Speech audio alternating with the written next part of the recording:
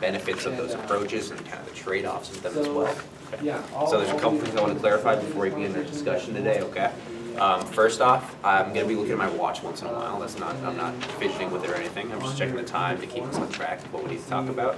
Also, I just want to emphasize that this is a completely judgment-free zone. Okay? Any opinions that are shared, I want people to respect them. Every person has their own values, and they should be respected. Okay? Past that, this is a conversation between you all. Okay, this isn't me, jumping into the discussion, sharing my opinion. It's a conversation between you all, and I'll just guide it along. Okay. Alrighty. So, final thing actually, I may not make eye contact with you when you're talking all the time. The only reason for that is because I'm trying to gauge the room, try to gauge everybody's reactions to a certain idea. So don't feel like I'm completely ignoring you when I'm not making eye contact with you. Okay. Yeah. So have you guys gotten a chance to look through the approaches yet? Mm-hmm. Alrighty, so we're going to be starting with approach 1. Now approach 1 is kind of dealing with, it's the idea that we need to protect individuals in the community against people who are engaging in alcohol abuse, right? Whether this be through law enforcement or whether this be through businesses taking action.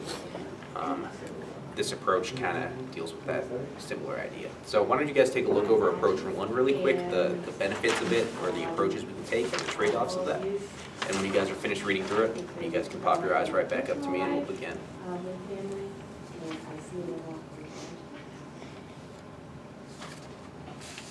As far as I know, I've been military for a long time. I've seen how change people really when it comes to the collection of certain situations, especially after the war. Give access to so I've seen some of the effects from that. My name's Evan, and my close buddy was actually caught driving drunk just like 2 years ago, and I've just seen how that affected his life negatively. I agree, and also something that I'm going to be on.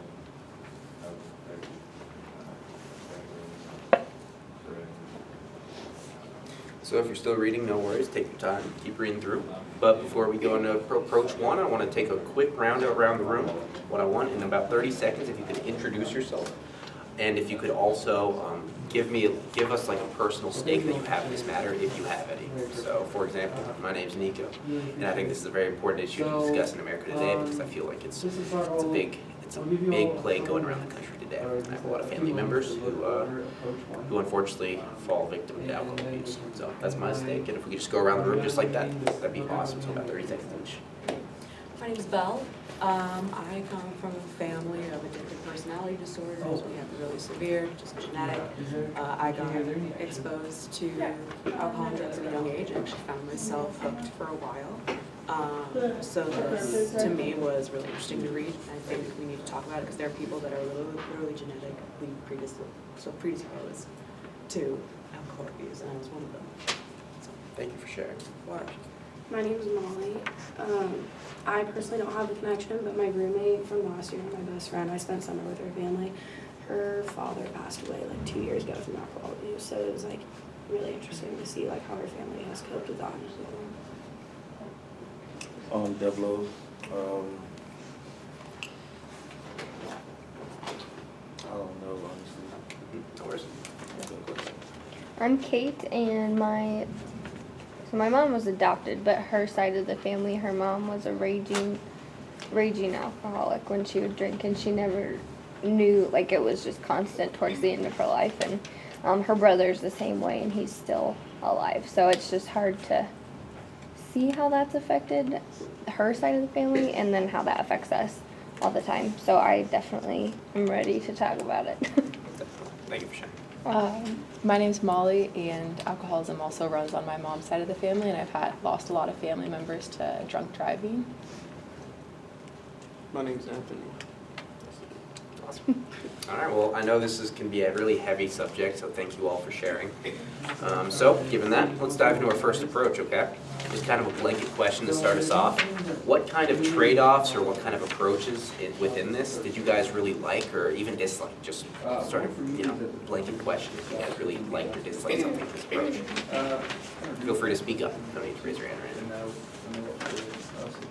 I think the idea of bars having cutoffs is fantastic, especially because that's a lot like if you don't go down to Old Town, lots of bars, it's really easy to just keep going. I thought that was a great kind of angle to take. Does anyone have any follow-up thoughts on that idea? Well, I thought it was interesting that it said a consequence of that would be that people would, like, I agree that it's a good idea because I think, if you go out to drink and there's cutoffs, you can make a plan for later, but if that's just something that people can adapt, I don't think it would be as detrimental to the bars as this thing is saying. Like, I don't think it would affect the bottom line as much because people would still go out to have a good time, and then if they wanted to keep drinking, they could go home. But I agree with you. Awesome. So it sounds like what you're saying is the consequences that the bars would face wouldn't be significant enough to, be able to skew that in one direction. Yeah, I think they could have a cutoff time and still be successful in bar sales. I also like the idea of barkeepers kind of helping Monterey because they're barkeeping. They've kind of seen the different levels of drunk, so I feel like they probably have a better idea of like if someone's kind of on their last drink versus like someone randomly like who doesn't know anything about barkeeping. I feel like they might have a better scale to weigh that. Now, just food for thought, if we had an empty chair here and let's say it was filled by a bartender or somebody who owned a bar, what do you think they would be thinking right now? What arguments would they be making? I used to be a bartender. I mean, the more drinks you take, the better the tips get. So I kind of don't like to cut off. So it sounds like there's an inherent tension here between bartenders needing to make money but where can we draw that line between where it becomes they're feeding into this problem? So does anyone have any ideas or thoughts on that balance, how we can begin to start balancing that? Well, I feel like it kind of just comes down to like one's own like ethics and morals, because I think a lot of bartenders would like most likely want like to give out more drinks to get better tips for their money, because I would. But at the same time, like I feel like it comes to a point where like it depends on their ethics and morals, because you could look at someone and be like, oh, like he's hammered, like I don't care, I'm getting more money, or like he's hammered, like I'm actually worried for his safety. So I think it could like definitely vary between like what bartender is sitting in with us. I think it's also kind of hard because it puts a lot of liability on the bartender that maybe they don't deserve, and so could they get in trouble for over serving someone, whether maybe they didn't really realize that person was that drunk, they handle alcohol differently than someone else, and so that's another facet of it that makes it kind of difficult to put that blame or responsibility on the bartender. So it sounds like the question there becomes, whose responsibility is it? Is it the bartenders, or is it the person engaging in drinking? Is it their responsibility? Is it individual responsibility or the community's responsibility to take care of those people? So it becomes that sort of core tension. And it seems evident that there needs to be a little bit on both sides. There needs to be some individual responsibility, but there also needs to be some protection from the community. So regarding that, how can we implement some of these ideas into Fort Collins? Because Fort Collins is pretty known to be a heavy drinking town. How can we implement some of these ideas into Fort Collins to improve our situation here regarding alcohol use? About themselves.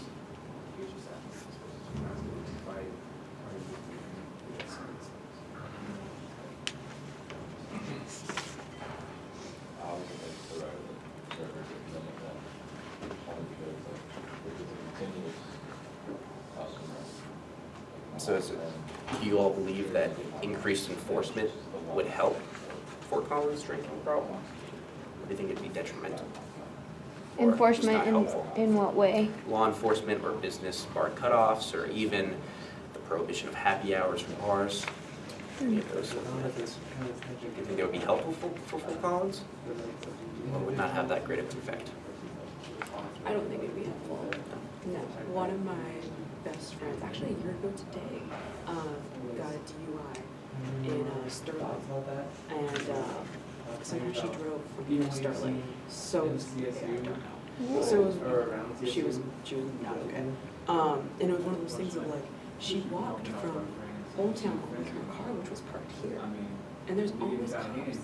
And no one stopped her, not blaming them, but I thought it was really interesting that no one stopped this girl who was physically drunk. And she got in her car and was able to drive to Sterling where she got a DUI. So I don't know how like you would enforce that apart from, like if you drive here on weekends, you always see cops around. So I'm not sure how you could actually continue to enforce that apart from maybe we need more cops, maybe bartenders need to start taking things in their own hands. I think enforcement could help, it would just be a matter of how we did it. And that's, I feel like that's the tough question, is how to do it. Are there any ideas on how we could do that? How we could take a more realistic approach to enforcing these policies and laws? I don't know if it's feasible, but one of my thoughts was like getting the insurance companies more involved. Like if somebody had a DUI, there would be and I don't know if this is technology that even exists, but like a breathalyzer to start. So you have to breathalyze to even get your car to start. And that financially would fall on the insurance company, but also your insurance would go up if you have to get one installed. So it's like on both ends. And then if you get in the car and breathalyze to start, there could also be like a penalty if you have tried to drive over a certain limit. Like if you try and even start your car. I don't know. Is that a bad idea? It was just a thought. But like that way it could be, because I also heard, you know, there's, maybe I made this up, but isn't there some country or something that like if you get one DUI you lose your license forever? I didn't make that up. Something like Australia I or was New gonna say, Zealand probably. Okay. It's either Canada or Australia, but I know one of them does that, yeah. Because it could be like on a lesser extreme of that with like the mandatory breathalyzer thingy. Just trying to keep everybody more accountable. If you can't exactly know your limit and stop, you could have that to kind of stop you before you drive to Sterling maybe. I know you didn't, but No, I mean, I don't know. I kind of like that idea, like taking it out of the hands of law enforcement as much and more on like personal accountability, because I feel like Fort Collins has a good thing going right now with how, I don't know, I feel like there's kind of a trust with police officers at least. Like you can call if someone's like has alcohol poisoning, you can call them and they'll get help without any penalties. So I feel like having a balance of trust rather than punishment with the police officers is something that's working well right now. And so using an approach like that, like where you're more personally accountable for insurance rates and stuff like that, would probably be better.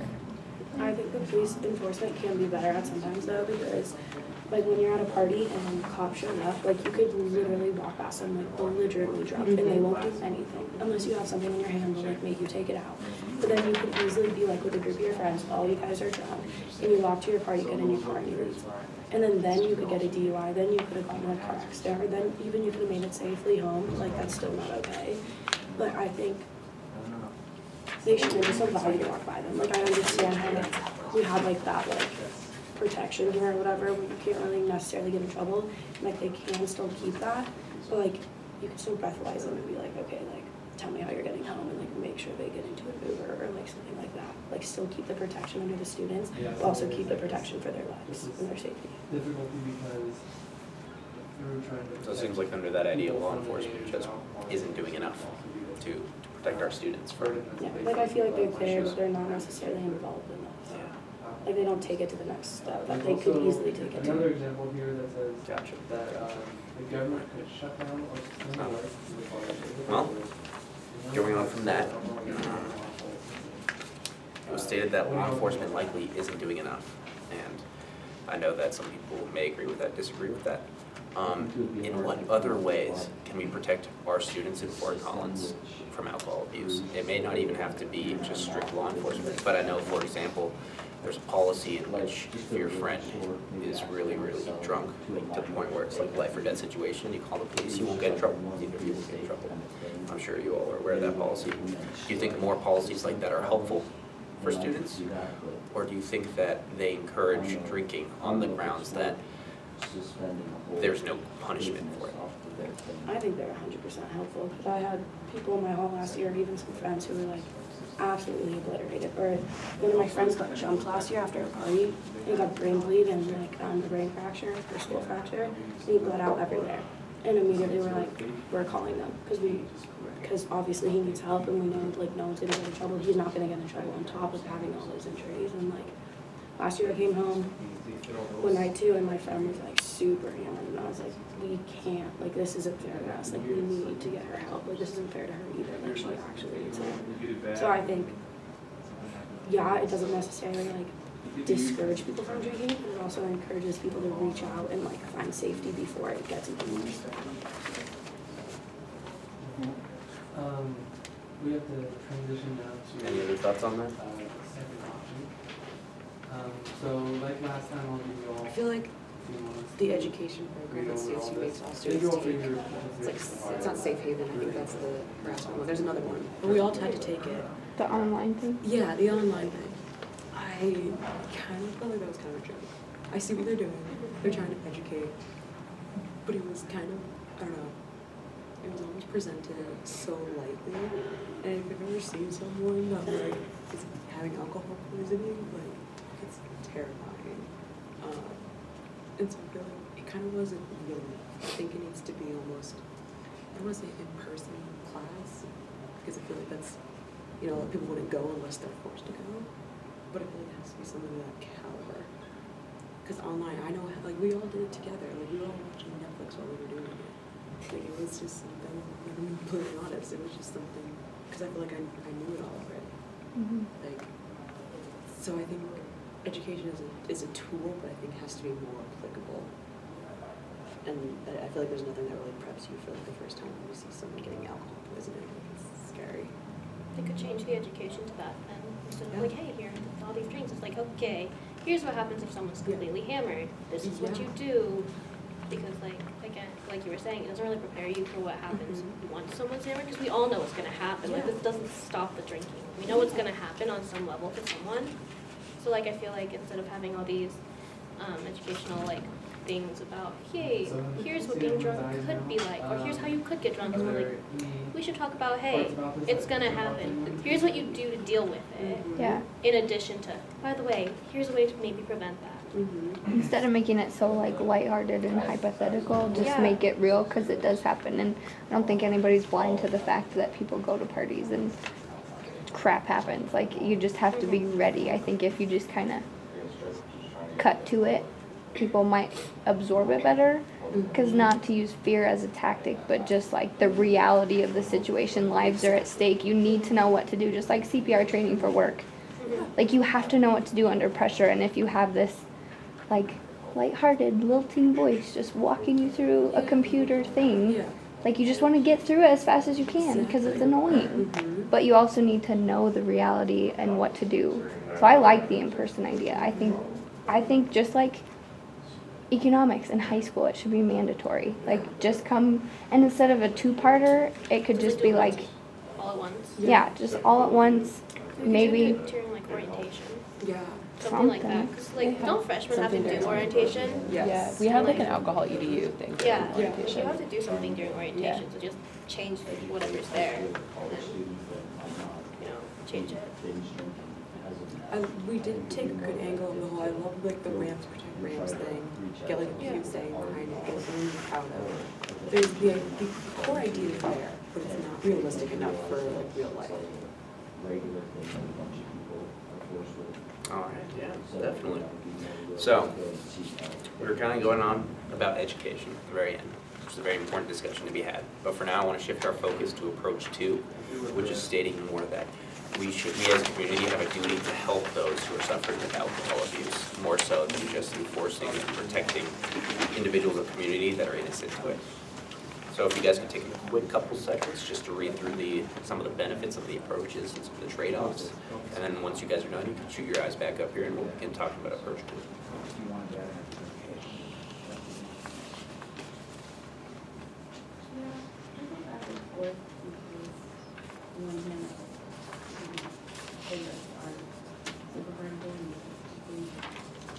Alcohol, I just think about all the people who just don't use it, and they just require it, like, they will die because of alcohol, and why do they have to pay more?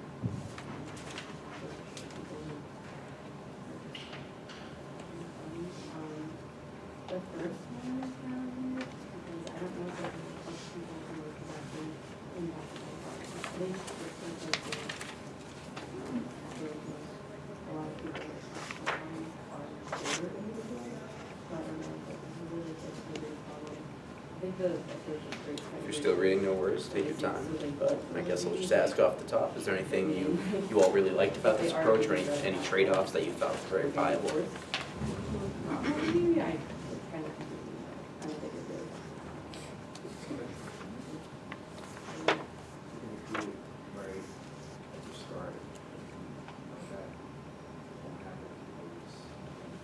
I don't like the one where it says, teach the high school and college students about how the alcohol industry targets them with marketing and such. I mean, we all know it's a thing, like, by someone saying, by the way, you're being brainwashed to, like, think alcoholism is a great thing. Like, I know we're being brainwashed, like, I know there are way too many commercials about it, and that I think they're very annoying, these commercials, because they're never interesting. But, like, I know that. Like, that doesn't do anything for us. By saying, hey, here are all these commercials, they're bad for you, don't watch them. That doesn't do anything for you, so I don't like that as, like, an option. It just doesn't do anything so far. I think just like the basic thing, it doesn't. Any thoughts on that, or any other aspects of this approach you all really liked? Stop giving care. I get what you're saying, and I agree that that spin on the education part was kind of random to me, like targeting the marketing specifically. But I kind of toyed with the idea, like, what if we treated alcohol ed like sex ed, and you have it in each stage of schooling? So, like, in 5th grade, you get the very introductory, maybe not 5th grade, but you know how you watch that video at the end of 5th grade, and it's like very beginning, and you just have that. And then in middle school, you take a class about it, and you learn about it, and it's like you're getting all the information and not being treated like kids. You're given all the information because it's gonna happen anyway, so why not be prepared and just kind of have it go through the steps just like sex ed. And then by the time you get to a drinking age, you're prepared and you have knowledge, and you're like, oh, I know what to do because it's not something that's taboo. You know, like, it's not like, hush, hush, don't talk about it. Like, you'll understand when you're older. But if you're just, you know what's up, and you know how to deal with it and deal with everything, and you just kind of, it's part of life, just like it is. Like, I think Italy, kids can go, like, the drinking age is lower, but also our family friends were stationed over there, and, like, they would go buy wine for their parents at the grocery store. Like, it's much less of a taboo thing to talk about. Like, it's just part of life. And I think maybe just integrating that into the everyday in an educational way might be beneficial, so you get at it before it becomes a problem. I don't know. But then also, like, where would schools find the funding for that, or have time in the curriculum? Like, that becomes part of the problem of getting that in there, but I think it could work. We do know. So that's great. It really, correct me if I'm wrong, it sounds like what you're saying is education from an early age about these issues early on will help prevent these issues later in their lives. Yeah, and that because of that, it should become a priority in schools. Teaching it just like sex ed, as you said. Right. Now, do we see that as a realistic approach we can take today in our public schooling systems here in Colorado?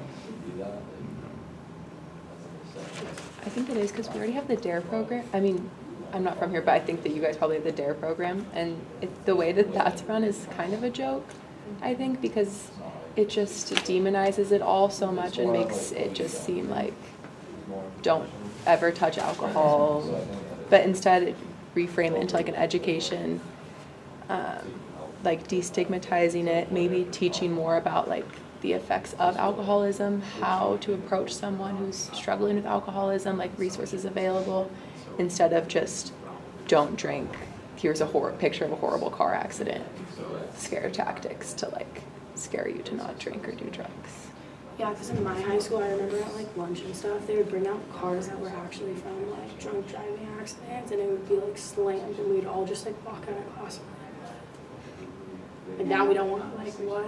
Like I just feel like it's effective to the point people are like scared to drink, but at the same time, like I don't think that's like an ongoing tactic. Like I just don't think that's like a healthy way to go about the situation. Sounds very short term. Yeah. Where it's like you're scared like that one day, and like next week you're like, I don't even remember what we did in that class. Like, was I even in that class? I don't remember. And then you don't care anymore.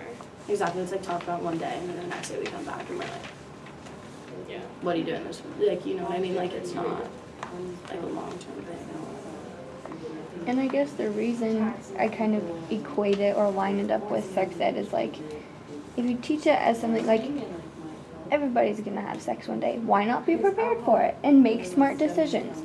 If you choose to drink, why not be prepared for it and make smart decisions? Like, I don't see any reason why you would send somebody blind into a situation where their life could be at danger, like, be at danger, you know what I mean? But that they make sense to, like, parallel each other. And it sounds like you guys feel the same. I don't know. So it sounds like the discussion we're having now is kind of revolving around preventing alcohol abuse issues going into the future. Kind of switching that a little bit, how can we instead focus on helping people who currently have alcohol abuse issues? What resources can we provide, say, on this campus for people suffering with those issues right now? And say, as a friend, how can you support them through these resources?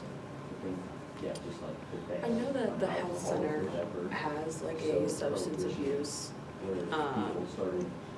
group, if you will. I went there when I was trying to quit tobacco for a long time. And they're great, they're really informed. It's nice to kind of talk to someone that's like close to my age instead of talking to this like real life adult with like 4 kids and a husband. It makes it more relatable. The issue with that is, especially the counseling center at CSU, it is so overbooked. If you want to get an appointment with a therapist at CSU, because we all have free sessions, like I think it's like 2 or 3 free sessions, you're going to be waiting like 2 or 3 months to go see a therapist. So I think we need to have a higher supply of counselors and therapists, because they're great to talk to, but no one can get in. They can't take anybody. Because I feel like talking can help. Or a real place to talk. So like maybe what about like even building like a department Exactly. specifically for that? I think that'd be huge. Yeah. I think that'd be awesome. And maybe until that happens, we could maybe talk to local companies or therapists and say, hey, maybe do you want to be a resource for our students while we're developing this center, and like kind of outsource it a little bit so that people don't have to wait 2 to 3 months to talk to people. And just a big part of it, I think, is like knowing that you're not alone in it and just having that listening ear. Because sometimes, you know, if you have a problem, you don't feel like you can go to your friends because you don't want to be judged or anything. But if you can go to a third party where you know that you'll be heard and listened to, and just to kind of get it out, can be that really helpful first step. Sorry, shall I whack you? Just getting excited.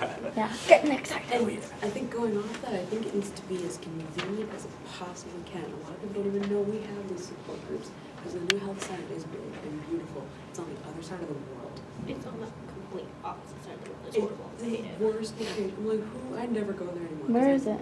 It's over on Prospect and College. Yeah. Oh, Right that across from way? the old It's like- Taco Bell. Yeah. That way. Yeah. It's like a block past the bus station we go to. Yeah. Yeah, Like it's far. so unique. That's why Hartron was so great. So I think if they're gonna do a new center for that, it needs to be like in the freaking city. Like it needs to be where you can go to it easily. Cause let's be real, I'm not walking all the way over there. That's fair. Convenience is a big thing. Timeliness, convenience, destigmatizing it. saying, oh, I'm talking to a counselor. No, you're talking to somebody. Let it out. Yeah, it sounds like the accessibility of resources and, like you said, the destigmatizing.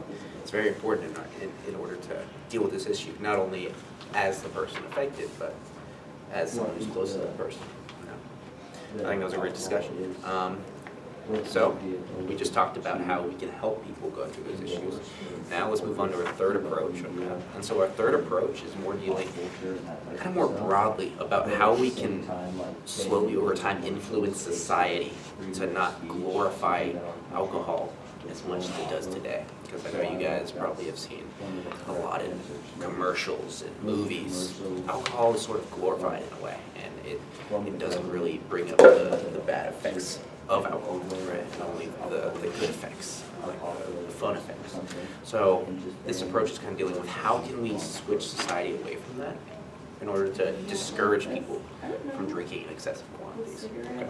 So if you guys take a couple seconds, read over the different aspects of this approach and the trade-offs, and we'll just dive right into it for a couple more minutes, all right? Advertising such like people who effects of it. So I don't think people should drink alcohol, especially in Fort Collins. It's like a food town.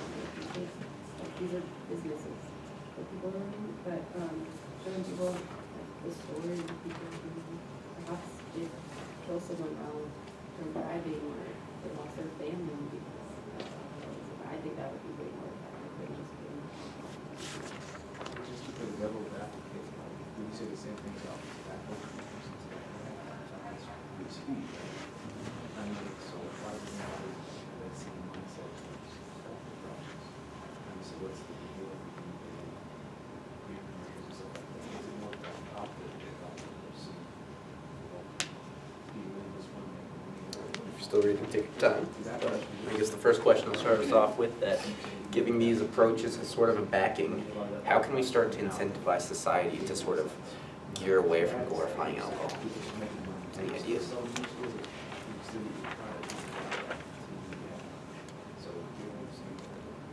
Did you guys ever see that commercial that I don't know who put it out, but it's like about cigarettes, and it was kind of freaky because it'd be a costume and somebody else would peel out of the costume, and it was like this flapper, and they're all like, it's all the like the cowboy who's smoking, and then like the fancy uptown lady, and then the last one it peels away, and it's like the person in the hospital who's like got the tube and everything, and it totally scarred me. Do you know what I'm talking about?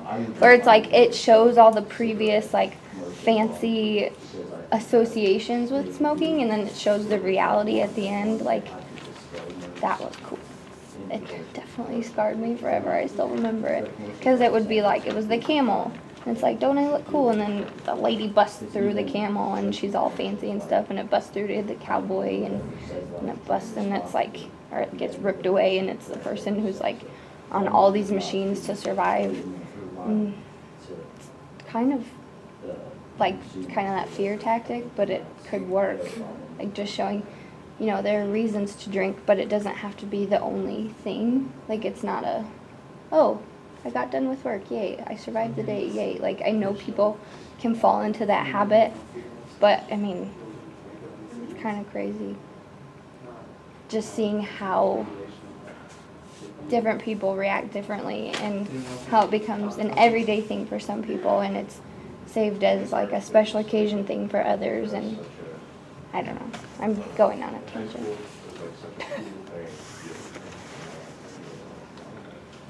I kind of want to go off that a little bit. I always found it interesting when I looked into how many, this sounds funny to me, but how many calories like mixed drinks have and beers have.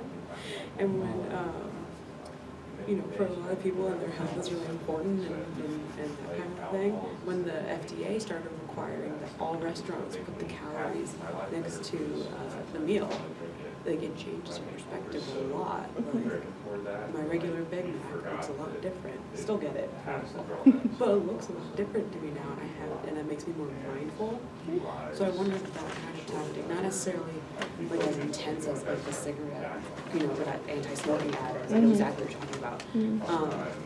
But just kind of make people aware of, like, it's not even necessarily about your alcohol intake, we're talking about your nutrition now. True. And like, usually, like, a lot of people go on diet state all the time, but the first thing they do is cut out drinking. They drop weight like that. Yeah. I also like that here in like Colorado, because like I feel like with the mountains and stuff, Colorado is one of like the more like health nut type states in the U.S. 'Cause, like everyone here is always like going to the gym or like on some diet, or I feel like it, maybe not, or like they're going to the mountains and they're like, I'm gonna go do like a 14er today, and I'm like, you're crazy, but good for you. And then like the restaurants we go to now are like, yeah, by the way, here are all the calories. I'm like, yeah, I'll have a salad today. So I feel like doing that with like drinks would help, because like even if you're not, like you were saying, even if you're not thinking about like the alcohol content, a lot of people will think about the calorie content and be like, yeah, no, I'm good. Just a different way of thinking. Yeah, so it like doesn't completely scare you, but then like it also kind of maybe gets you to pause, like, ooh, maybe not a great idea today. You're looking at it through a different lens. Yeah. I agree that could like help like day-to-day drinkers, but someone who's really suffering from alcoholism probably isn't going to care what that's going to do to their health, because they're already in such probably a self-destructive mindset. So I just don't know what techniques we could use to help people that are really suffering with addiction related to alcohol, rather than maybe like overuse. I think that kind of goes back to the point that this would be a slow change. If we're going to change society in this way, it will be gradual, slow. Is there any other methods, say, right here, right in CSU, you were talking about that, you know, putting the calories next to the drinks, or methods like that. Do you think that would be realistic here at CSU? And if so, or if not, what other methods on top of that can we do to encourage students to kind of gear away from that? Make it more expensive to buy drinks at like a store. So you can like if you're going to a restaurant, like I don't buy drinks at the restaurant because they're so freaking expensive. Like a tiny glass of wine is like $8. No, thank you. You can get like an entire bottle of wine for $8. So like this is technically an approach from like one of the approaches earlier, but I feel like that also applies now. Like if you increase taxes or increase the prices of like an 8-pack of beer, I feel like because we're college students, we don't have the funds to buy a bunch of packs, and it'll probably like limit the amount of packs that we buy, which might help like limit the amount of alcohol we're taking in, because it's just so much more expensive. But if you're a college student and you have to choose between like this 8-pack of beer or hey, maybe my lunch today, I probably am gonna go with my lunch because like food. So would that be statewide or just like in the proximity of campus? I'm not sure, but I feel like it could be statewide, but it could also be like Fort Collins. Just make it a little harder for them to get the drinks, you know? Yeah. I kind of like what you brought up, how an alcoholic might not care, they might not even care about the money at that point. No. We would, but if there are students who are struggling with addiction, they might not care. They will find a way to get it if they need it. Yeah, I like that this mentioned, I thought this was really funny actually. I love the idea of communities promoting alcohol-free activities, just like hosting more alcohol-free activities. I feel like that will get people to socialize and realize, you know, what they're missing when they are drinking. But they said the trade-off was that it would have similar results to prohibition. And I thought that that was a really kind of a big leap. Because there's a big difference between, you know, hey guys, let's all go play dodgeball at the rec center. And, you know, connecting that to me saying, if any of you are drinking, you're gonna go to jail. Yeah. I feel like that's a really big leap. Because you make a really good point. We would care about that. I would care about that. But someone who is suffering might not. I think that those alcohol-free activities like would work. I disagree with it that it's similar to the prohibition, especially since in a college town there's so many people from all different places, and a lot of people suffer with some degree of social anxiety, so using alcohol in going into social situations helps a lot of people with that. But promoting alcohol-free activities where maybe you can meet people who are also nervous, also new in Fort Collins, like looking to make friends, would be an effective way of like helping people build a community that's not reliant on drinking. My hate to cut off the conversation here. We're having some great discussion, and I thank you all for a great discussion today, and thanks for coming out and speaking on this difficult issue. And I know it can be tough sometimes, but I think we had some really good discussion today, so thank you. I'm going to pass around a quick note sheet. Okay? I believe that this, you have to bring your next class filled out. There's some questions on there, kind of over stuff we were discussing today, tensions that came out, facts that may have come out as well. So here y'all are. Again, my name is Nico. I'm from the CPD, and I really thank you all for participating today. Discussions like these are tough to have, but they're really important to have. And I believe that deliberative settings like this really help and bring out core tensions and values that can come up in conversations like this. So thank you all, and it was a pleasure meeting you all, and I hope you have a great rest of your day. Thank you. Also, if you are interested in what we were doing here today, like the CPD, definitely hop on the website and kind of check it out, or even ask like me or Addie, and like we can help you if you're interested in doing this yourself. You too. Thank you. Same.